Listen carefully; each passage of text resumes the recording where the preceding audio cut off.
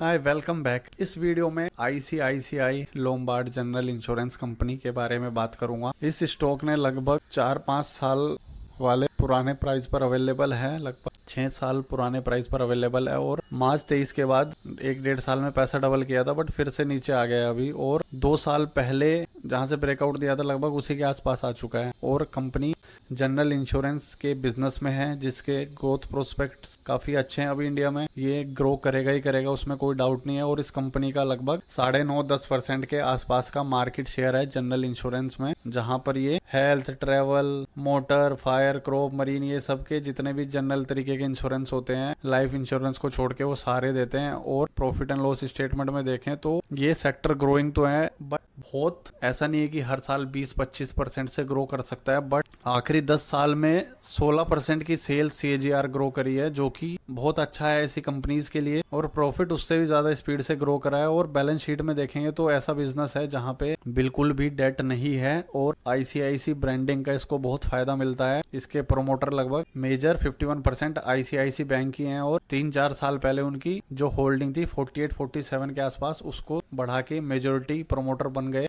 General market से खरीद के। और इस बिजनेस में हर साल लगभग आखिरी 3-4 साल का देखें तो हर साल 2000 करोड़ प्लस 2500 करोड़ के आसपास का प्रॉफिट आता है। और वो सारा बैलेंस शीट में रिजर्व्स में ऐड होता है, इन्वेस्टमेंट्स में जाता है, क्योंकि कंपनी ना तो किसी को डेट देना है और जब कोई इंश्योरेंस क्लेम होता है तो ही उसको पे करते हैं। तब तक के लिए वो पैसा जो है सारा का सारा इन्वेस्टमेंट्स में लगता है। और आज की डेट में 58,000 करोड़ की इन्वेस्टमेंट्स हैं और इस पैसे को भी अलग अलग जगह इन्वेस्ट किया होगा, इक्विटी में, डेट में, बॉन्ड्स में। तो कम से भी कम अगर सेफ साइड में भी इन्वेस्टमेंट करी होगी तो 5-6% का तो मिनिमम प्रॉफिट अर्न करते ही होंगे इस पे, यानी कि लगभग 3-3.5 हजार का तो इससे इंटरेस्ट या फिर जो इन्वेस्टमेंट का एप्रिसिएशन है उतना तो होता ही होगा। हालांकि अदर इनकम में तो यहाँ पे बहुत कम दिखाया है, बट ऑपरेटिंग प्रॉफिट मार्जिन लगभग लास्ट ईयर 3700 था और अभी 3100 हो चुका है। थोड़ा कम हुआ है क्योंकि इस क्वार्टर में ऑपरेटिंग प्रॉफिट मार्जिन सडनली कम हुए हैं और उसी की वजह से इसका स्टॉक प्राइस भी नीचे आया हुआ है। क्योंकि अगर इसकी लेटेस्ट कॉन कॉल में जाए तो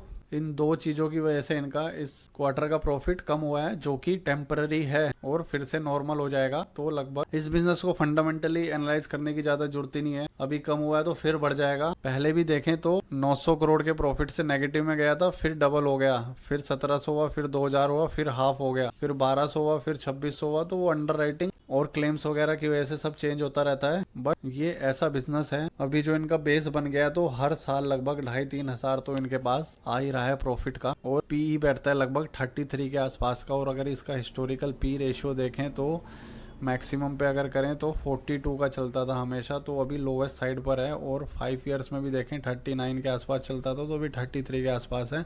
मार्च 23 में जब इसने अपना न्यू हाई बनाने के बाद फिर से लो बनाया था, तो लगभग टॉप से 36% के आसपास डाउन हुई थी, तो वो उस टाइम पे इसका लो बना था। और उस टाइम लगभग 30 के आसपास इसका प्राइस टू अर्निंग आ गया था, जो कि अभी भी फिर से 33 के आसपास आ गया है। और इस बारी अभी टॉप से लगभग 30% के आसपास डाउन है, जबकि पहले 36 के आसपास डाउन था। और वहां पे अगर थोड़ा और डाउन आ जाएगा तो लगभग उसी PE के आसपास आ जाएगा लोवेस्ट साइड पे। तो एक तरीके से ये लोवेस्ट साइड पर ही है अभी। और इन्वेस्टर्स बिल्कुल स्ट्रॉन्ग हैं इसके। अभी FI लगातार सेलिंग जो कर रहा है, आखिरी 3-4 क्वार्टर में देखें तो 24 से लगभग 21 के आसपास आ गई है। और वो सारा DIs ने एब्जॉर्ब किया है। पब्लिक के पास जितनी थी 7% के आसपास, उससे कम हो गई है, 6.5% के आसपास हो गई है। तो कंपनी के पास एज यूजुअल कम है। तो ये कोई बहुत ज्यादा हाई ग्रोइंग बिजनेस नहीं है, बट 15% फिर भी बहुत डिसेंट नंबर है। और ऐसे क्वालिटी बिजनेस के लिए जिसमें पैसा कुछ टाइम के लिए अटक तो सकता है, बट लॉस होने के कम चांसेस होते हैं। और अगर ग्रोथ गैप स्ट्रेटेजी को देखें तो 2026 की सेल्स को 24 से डिवाइड करके देखें तो लगभग 31% से ग्रो ही है, जबकि हमें चाहिए 33% के आसपास। तो थोड़ा सा ग्रोथ गैप स्ट्रेटेजी को इसने मिस किया है। और अभी अगर लेटेस्ट क्वार्टर का भी ऐड कर दें तो टोटल 24 से 27 के अभी जो TTM चल रहा है उसमें कितना ग्रो हुआ है, 2627687 डिवाइड बाय 20572, तो लगभग 34.5% के आसपास ग्रो हुआ है, जबकि हमें चाहिए था लगभग 37% के आसपास। तो ग्रोथ गैप स्ट्रेटेजी की जो 15% वाली कंडीशन है उसको तो मीट नहीं करता है, बट 2 साल पुराने प्राइस वाले ही कंडीशन को मीट करता है। और जो फ्यूचर की ग्रोथ एक्सपेक्टेशन है